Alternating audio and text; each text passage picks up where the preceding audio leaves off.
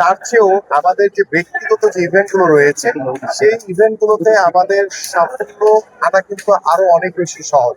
আমরা যদি এই ইভেন্ট গুলোকে কারাতের মতো ইভেন্ট গুলোকে যদি আমরা নার্সিং করি, আমরা যদি প্রপার ভাবে যদি তাদেরকে প্যাট্রোনাইজ করি, তাদেরকে যদি তাদের পরিবার এবং ক্রীড়াবিদ যিনি রয়েছেন তাকে যদি সার্বিক সহযোগিতা করি, আমরা দৃঢ়ভাবে বিশ্বাস করি যে আমাদের শুধু সাব গেমস না, আমাদের এশিয়ান গেমস এবং অলিম্পিকেও আমাদের এই ইন্ডিভিজুয়াল গেমস গুলো অনেক ভালো করার সুযোগ রয়েছে। এবং সেটা নিয়ে বাংলাদেশ জাতীয়তাবাদী দল, বিএনপি এবং আমাদের মাননীয় চেয়ারম্যান জনাব তারেক রহমান ইতিমধ্যে আগামী ক্রীড়াঙ্গনকে নতুন ভাবে ঢেলে সাজানোর জন্য বেশ কিছু পরিকল্পনা আমরা হাতে নিয়েছি, যেগুলো আপনারা পর্যায়ক্রমে আপনারা জানতে পারবেন।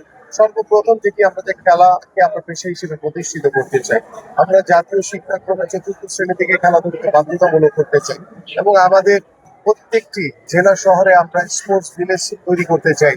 আমরা বিভিন্ন বিভাগীয় শহরে বিকেএসপি শাখা প্রতিষ্ঠা করতে চাই। আমরা একটি স্পোর্টস ইন্ডাস্ট্রি তৈরি করতে চাই। এইভাবে আমরা আগামী ক্রীড়াবিদদেরকে শুধু অবকাঠামো না, আমরা ক্রীড়াবিদদেরকে সর্বোচ্চ বেশি ফোকাস করতে চাই।